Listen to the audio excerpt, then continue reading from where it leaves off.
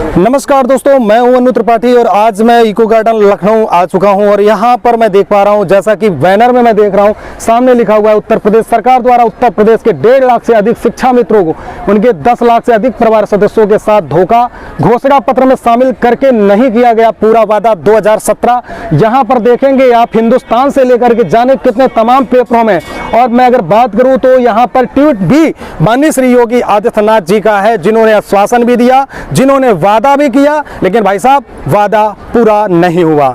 जो सरकारें अक्सर कहती हैं कि मेरा वादा पूरा हुआ, तो आकर के इको गार्डन में बैठकर देखें कि आपके वादे के ही चक्कर में कई तमाम लोग यहाँ पर महीनों से धरना प्रदर्शन कर रहे हैं, लेकिन वादा अधूरा रहा। आखिर क्या कुछ मामला है इन शिक्षा मित्र से जुड़े हुए तमाम बंधुओं का, ये हम इन्हीं से आपको परिचित कराते हैं और इन्हीं से आपकी वार्ता कराते हैं कि आखिर इनका क्या है पूरा मामला। आइए हम जानते हैं।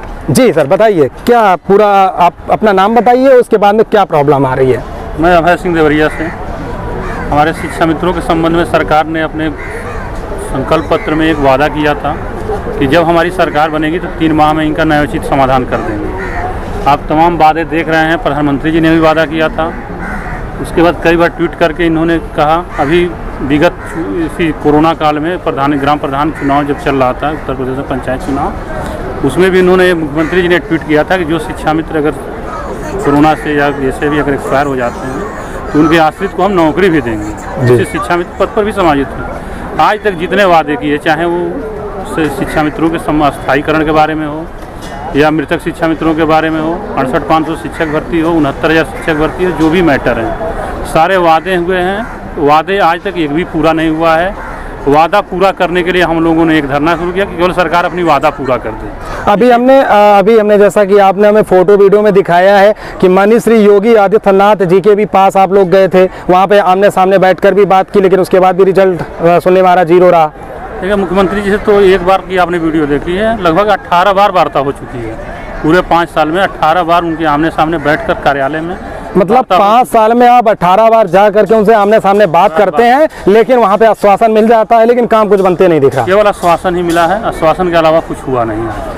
तो आप लोग देख रहे हैं, मैं सामने ही आपको लाइव सुना पा रहा हूं कि मुख्यमंत्री माननीय योगी आदित्यनाथ जी के, यानी अगर मैं बात करूं घर पे जा करके, जहां पर आवास है वहां जा करके मीटिंग की है बाकायदा प्रॉपर तरीके से, जो कि मैं आपको फोटोज के माध्यम से इस अपने वीडियो पर दिखाने की कोशिश कर रहा हूं। आप देख लीजिए कि कहीं ना कहीं मिलने के बावजूद भी इन लोगों के काम नहीं बनते नजर आ रहे हैं। लेकिन यहाँ पर इन्होंने जो लास्ट अपना निर्णय लिया है कि धरना स्थल पर जा करके हम अपनी बात सरकार तक पहुंचाएंगे और उनको याद दिलाने का काम करेंगे, अपनी लड़ाई को हम अधूरा नहीं छोड़ेंगे, उसी जंग के लिए यहाँ पर उतरे हैं ये तमाम लोग। मैं अगर संख्या की बात करूं तो लगभग मुझे लगता है संख्या ये 50+ से लोग होंगे, जो अभी फर्स्ट डे मैं यहाँ इनको देख रहा हूँ। अब आगे क्या होगा ये मैं भाई साहब से जानूंगा, और अभी तक कहाँ पर गए जो अभी तक सुनाई नहीं हो रही है। मैंने कई बार बेसिक शिक्षा मंत्री जी से भी मुलाकात की, एक बार उनके कार्यालय में मुलाकात की, एक बार आवास पर भी मुलाकात किया, 2 बार उनके निदेशालय में बैठक में भी उनसे वार्ता हुई। वो असमर्थता अपनी जताते हैं, कहते हैं कि इस मैटर को, शिक्षा में तो मैटर को जो भी डिसीजन लेना हो सीएम और डिप्टी सीएम स्तर से होना है। यह मामला मेरे विभाग से बाहर का है और एक बेसिक शिक्षा मंत्री जिस बेसिक शिक्षा में ही शिक्षा मित्र कार्य कर रहे हैं, उस मंत्री का अगर यह बयान है कि यह मामला मेरे मंत्रालय से बाहर का है, यह बहुत ही अशोभनीय है। और जब वो मंत्री जी ने यहाँ तक भी कह दिया कि मैं सिर्फ मंत्री हूँ, हमारे यहाँ नाड़ी कोई और चेक करता है, दवा कोई और लिखता है, तो ऐसे नामर्द मंत्री को मंत्री होना ही नहीं चाहिए। उनको तो स्वतः अपनी इज्जत बचाने के लिए इस्तीफा दे देना चाहिए। मतलब आपका कहना है कि आप जब वहाँ पे पहुँचे तो उनका कहना है कि ये डिप्टी सीएम का काम है, ये डिप्टी सीएम सुलझाएगा मामला या देखेंगे या डिप्टी सीएम। हाँ, तो नहीं, तो डिप्टी सीएम ये जैसे अभी मौजूद समय में दिनेश शर्मा है और मौर्य जी हैं, दोनों लोग इनके पास कभी गए आप? दिनेश शर्मा जी के पास हमारे साथी धर्मेंद्र पांडे जी हैं, उनके घर पर गए थे, और मेरे साथी कई बार, लगभग 10-12 बार उनसे भी मिल चुके हैं। वो यह कहते हैं कि पहले यह मेरे पास था, लेकिन अब मामला यह डॉक्टर सतीश द्विवेदी के पास चला गया है, क्योंकि अब बेसिक शिक्षा वो देख रहे हैं। अब आप लोग देख पाएंगे कि कैसे होती है हमारे देश के अंदर खुलेआम ऐसी धांधली कि अगर ये सीएम के पास जाते हैं तो मामला डिप्टी सीएम को पहुंचाया जाता है, डिप्टी सीएम के पास जाते हैं तो मंत्रियों के पास पहुंचाया जाता है, मंत्री कहते हैं कि भाई हमारे हाथ में नहीं है। तो भाई साहब, ये देश और ये हमारा प्रदेश आखिर चल कैसे रहा है? ये बात बहुत ही ज़्यादा दुख भरी है कि आज जो मामला एक दूसरे के ऊपर टालने का काम किया जा रहा है, ये बहुत गलत बात है। उत्तर प्रदेश में मौजूद सरकार माननीय श्री योगी आदित्यनाथ जी की है और इन सभी की लड़ाई सरकार से है और सरकार जो लगातार वादे करती आई है लेकिन वादों को पूरा नहीं किया, इसलिए आज ये लोग अपने धरना प्रदर्शन पर बैठे हैं और कई तमाम ये कागजात के साथ हैं। ऐसा नहीं है कि ये बिना सबूत के कोई बैठे हैं। यहाँ आप देखेंगे, ये सामने आप देखिए, सामने आप देखेंगे पश्चिम बंगाल में कैलाश विजयवर्गीय कहते हैं कि केंद्र सरकार 21,000 रुपए देती है लेकिन ममता सरकार 10,000 रुपए दे रही है। आखिर केंद्र सरकार उत्तर प्रदेश में कितना देती है, इस बात का जवाब कौन देगा? आदरणीय भारतीय जनता पार्टी। ये देखिए, ये योगी आदित्यनाथ जी का ट्वीट है जो हमारे वर्तमान में उत्तर प्रदेश के मुख्यमंत्री हैं। ये अपने ट्वीट में कहते हैं कि कोविड काल में जो भी संविदा कर्मी, शिक्षा मित्र, अनुदेशक एक्सपायर हुए उनके परिवार के एक सदस्य को नौकरी दी जाएगी। मैं ये ट्वीट दिखाना चाहता हूँ पूरे देश की जनता को और प्रदेश की जनता को कि कितना झूठ बोला जाता है, कितना झूठ परोसा जाता है। आखिर किसी भी एक भी संविदा कर्मी जो लोग खत्म हुए, लगभग 200 से ऊपर ज्यादा लोग खत्म हुए, ऑन रिकॉर्ड है मेरे पास, 200 से ज्यादा लोग खत्म हुए, किसी को भी नौकरी नहीं दी गई है। उसके बाद मैं आपको दिखाना चाहता हूँ, ये हमारे कौशल किशोर जी हैं जिन्होंने वादा किया था 15-16 में संविदा कर्मचारियों की, जिसमें आप देख सकते हैं सामने बैनर में 17 लाख संविदा कर्मियों की आवाज बनेगी भाजपा। आप थोड़ा इधर आइए, मैं आपको दिखाता हूँ। इसमें इन्होंने वादा किया था 15-16 में और उस समय यहीं पे लखनऊ की धरती पर 17 लाख कर्मचारी आए थे और वादा किया गया था कि सभी को राज्य कर्मचारी का दर्जा दिया जाएगा, लेकिन आज तक किसी भी संविदा कर्मचारी को राज्य कर्मचारी का दर्जा नहीं दिया गया। आप ये देख सकते हैं प्रधानमंत्री जी ने अपने संकल्प पत्र में, भाजपा ने अपने संकल्प पत्र में रखा था कि शिक्षा मित्रों की समस्याओं को न्यायोचित तरीके से 3 महीने में सुलझा लिया जाएगा। आज पूरा 5 साल होने जा रहा है। आप देख सकते हैं शिक्षा मित्रों की मांगों पर काम कर रही सरकार। दिनेश शर्मा जी कह रहे थे, हमारे डिप्टी सीएम दिनेश शर्मा जी ने ये वादा किया था कि शिक्षा मित्रों की समस्याओं पे काम कर रही है। कहाँ काम कर रही है ये बताने का कष्ट करें। ये देखिए, आप ये देखिए, शिक्षा मित्रों को न्याय मिलेगा। मोदी जी, शिक्षा मित्र परेशान ना हो, रास्ता निकालेंगे योगी जी। उसके बाद ये है आपके राजनाथ सिंह जी जो इस समय देश के रक्षा मंत्री जी हैं, इन्होंने वादा किया था। आप देख सकते हैं संविदा कर्मियों की भाजपा, मतलब साफ आप ये देखिए, ये ट्वीट है, ये BL संतोष जी हैं, ये कहते हैं कि संकल्प पत्र पूरा हो गया। यहाँ पर आप देखेंगे जो ट्वीट है, ये इसको आप पढ़िए। अन्य राजकीय कर्मियों की भी कोरोना संक्रमण से मृत्यु होने पर अनुमान्य सहायता तत्काल उपलब्ध कराई जाए। ऐसे किसी भी कर्मी की देय धनराशि बकाया न रहे। प्रभावित कर्मी से संबंधित सभी प्रकरणों का समय सीमा में निस्तारण किया जाए। मुख्यमंत्री माननीय श्री योगी आदित्यनाथ जी, मुख्यमंत्री जी ने कहा, योगी आदित्य जी ने महाराज ने कहा कि राजकीय कर्मी की मृत्यु की स्थिति में नियमानुसार परिवार के एक सदस्य का राजकीय सेवा में सेवा योजन किया जाए। शिक्षा मित्र, रोजगार सेवक आदि की मृत्यु की दशा में परिवार को एक सदस्य का उस पद पर समायोजन किया जाए। मैं ये समझता हूँ कि एक संवैधानिक पद पर बैठा हुआ व्यक्ति आखिर कैसे झूठ बोल सकता है उत्तर प्रदेश के 1.5 लाख से अधिक शिक्षा मित्रों के मामले में। और ये जो ट्वीट आप देख रहे हैं, किसी भी व्यक्ति को, एक भी संविदा कर्मचारी को, उनके परिवार वालों को नौकरी नहीं दी गई है, जबकि कोरोना काल में 200 से अधिक लोगों ने अपनी जान गंवाई, प्राणों की आहुति दी, और जिसमें मात्र कुछ ही लोगों को 30 लाख रुपए की धनराशि दी गई है, बाकी लोगों को नहीं दी गई है। ये कह दिया गया है कि आपके पास RT-PCR की रिपोर्ट नहीं है। कुल मिलाकर समस्याएं ये है कि आज तक जो भी वादे भारतीय जनता पार्टी ने, चाहे वो जिंदा लोग हो और चाहे मर गए हो, जिसके लिए भी जो भी वादे किए वो आज तक पूरे नहीं किए हैं, जिसको लेकर के आज हम लोग इको गार्डन में आज से अनवरत बैठेंगे और 5 तारीख के बाद यहाँ पर आमरण अनशन और उसके बाद विधानसभा का घेराव करने के लिए हम सभी लोग कूच करेंगे। अब आप लोग देखिए, कहीं ना कहीं इनकी परेशानियों को देखा जा सकता है। उत्तर प्रदेश की जो मौजूद सरकार है वो कहीं ना कहीं नाकामी करते नजर आ रही है, जिस वजह से इन लोगों को काफी दिक्कतों का सामना करना पड़ा। जाने कितनी दूर दूर से ये लोग एकत्रित हुए हैं। ये कोई लखनऊ निवासी लोकल के नहीं है, ये काफी दूर दूर से आए हैं। और सामने मैं अगर बात करूं तो ये सामने जो सारे इन्होंने पेपर लगा रखे हैं जो 2015 से लेकर के, क्या ये वादे, ये झूठ, यानी कि अगर मैं बात बात करूं तो ये पेपर ये जो वही हमें लगता है ये लोग भी बिके हुए हैं क्या, जो कुछ भी कहने पर ही छाप देते हैं। कम से कम जांच करनी चाहिए कि ये लोग फर्जी फेंकते हैं कि वादा करते हैं कि झूठ बोलते हैं। यहाँ वादा करने के बाद भी भाई साहब यहाँ इनका किसी भी तरीके से इनकी आवाज को नहीं सुना जा रहा है। उत्तर प्रदेश के सरकार जो हमारे माननीय श्री योगी आदित्यनाथ जी हैं उन तक भी पहुंच रहे हैं, डिप्टी सीएम तक भी पहुंच रहे हैं, चारों तरफ पहुंच रहे हैं, लेकिन कुछ नहीं हो रहा। लेकिन इन लोगों ने अब सोच लिया है कि 5 तारीख तक अगर कुछ होता है तो ठीक, नहीं होता है तो हम अनशन करेंगे। उसके बाद में घेराव का भी इन्होंने प्रावधान जो किया है। मुझे लगता है कि उत्तर प्रदेश की जो सरकार मौजूद समय में है उसको इस मामले को संज्ञान में लेकर के इनकी जो प्रॉब्लम जो परेशानी है उसका निवारण करने का काम करना चाहिए, क्योंकि चुनाव पास में है, 2022 चुनाव। और ये जो संख्या आप देख रहे हैं, ये संख्या अगर एकजुट होकर के 4 भी वोट काटने का काम करेगी तो आपको भारी नुकसान उठाना पड़ेगा। तो इस साथ में और भी महिलाएं हैं, मैं इनसे भी जानना चाहूंगा। आप भी बताइए मैम, कुछ कहना चाहेंगी? नमस्कार साथियों, मैं बहराइच से तृप्ति सिंह, मैं एक शिक्षा मित्र हूँ और विगत 4.5 वर्षों से तिल करके उत्तर प्रदेश राज्य सरकार में मैं मर रही हूँ। प्रतिदिन विद्यालय में मैं एक सहायक अध्यापक की भांति कार्य करती हूँ, पर मेरे नाम के आगे शिक्षा मित्र लगा होने के कारण ना मुझे वो तनख्वाह मिलती है, ना मुझे वो सुविधाएं मिलती हैं। और आज भी मैं कार्य वही करती हूँ जो मैं 2017 के पहले कर रही थी। हमारा समाजन जब निरस्त हुआ उस समय हम जो कार्य कर रहे थे वही कार्य आज भी कर रहे हैं। क्या हम सिर्फ तनख्वाह पाने के लिए अयोग्य हैं? पढ़ाने के लिए हम लोग अयोग्य नहीं है? कार्य हमसे बराबर लिया जा रहा है, हर कार्य के लिए हम योग्य हैं, सिर्फ तनख्वाह पाने के लिए अयोग्य है हम लोग।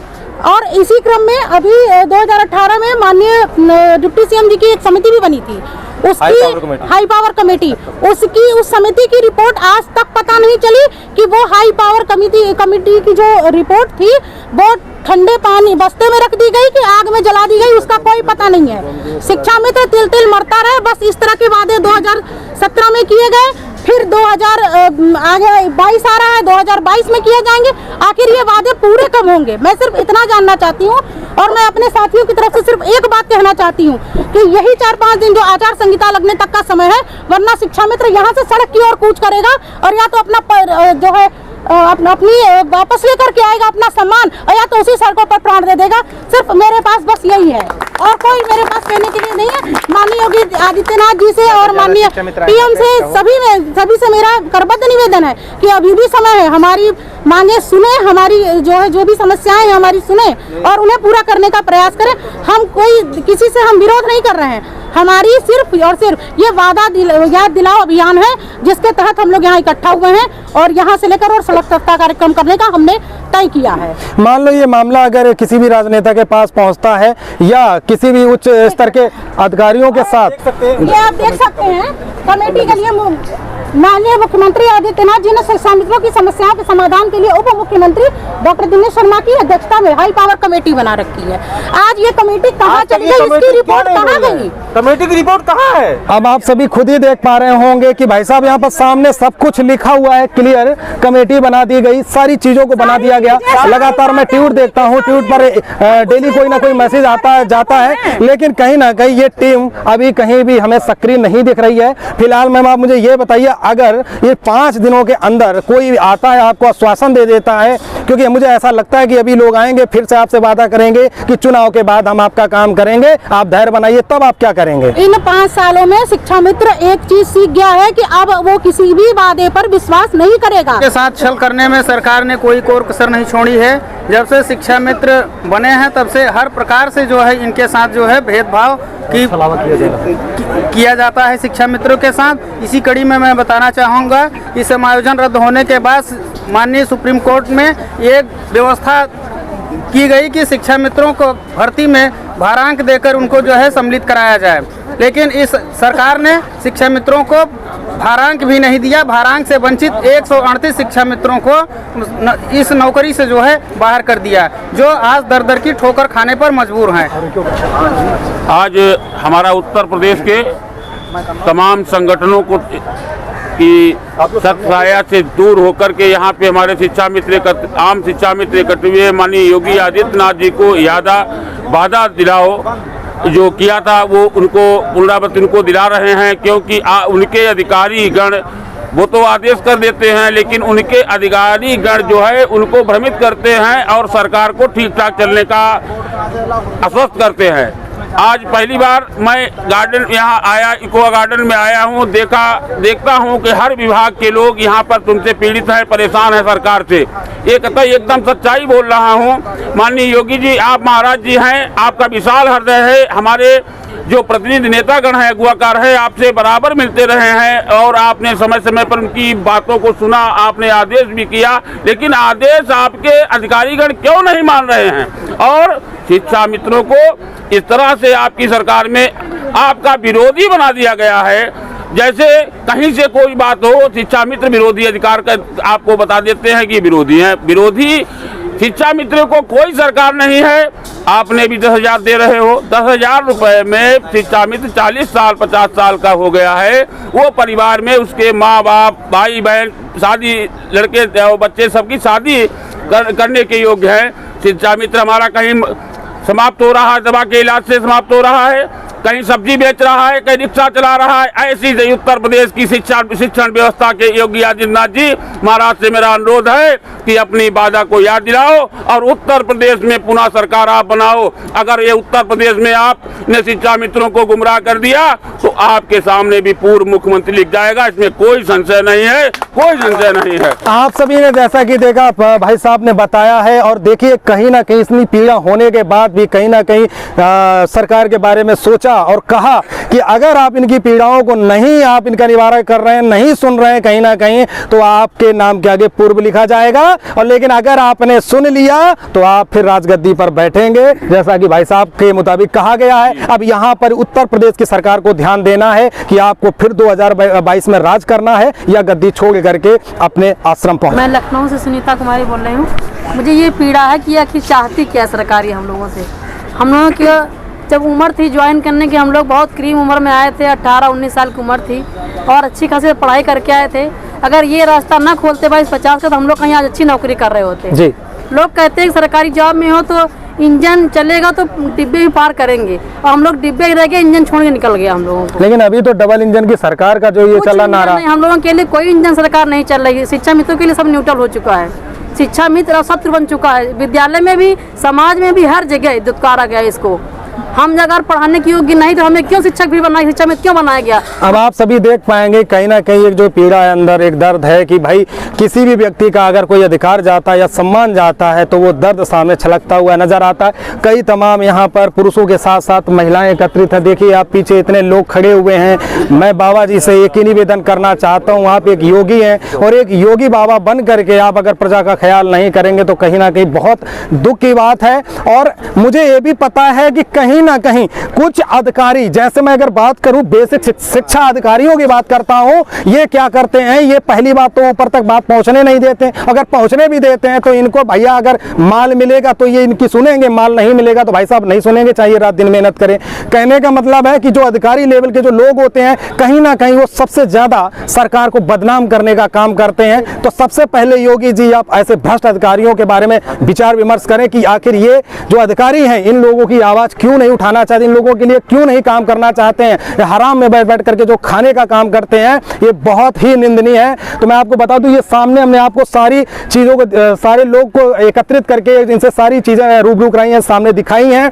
ये कहीं ना कहीं प्रूफ के साथ जो एकत्रित हुए हैं। और मुझे उम्मीद है कहीं ना कहीं जो भी राजनेता, अगर कोई भी बीजेपी से जुड़े किसी भी राजनेता तक ये वीडियो पहुंच रहा है, मैं उनसे आग्रह और अपील करना चाहता हूं कि एक बार धरना स्थल पर आकर के इनकी तकलीफों को समझें, वरना अंजाम गलत हो सकता है। ये कोई भड़काऊ भाषण नहीं है, क्योंकि कहीं ना कहीं चुनाव पास में है। आपने इन लोगों के मुंह से सुन लिया है, कहीं विधानसभा या कहीं भी ये जाकर के कुछ भी करने को तैयार हो सकते हैं। इसलिए मैं निवेदन करना चाहता हूं कि उत्तर प्रदेश की जो सरकार है इस पर, इस मामले को संज्ञान में लेकर के इन्हें इंसाफ देने का काम करे, इनके अधिकार को वापस दे, इनके सम्मान को वापस दे। नमस्कार, अनु त्रिपाठी, जय हिंद, जय भारत।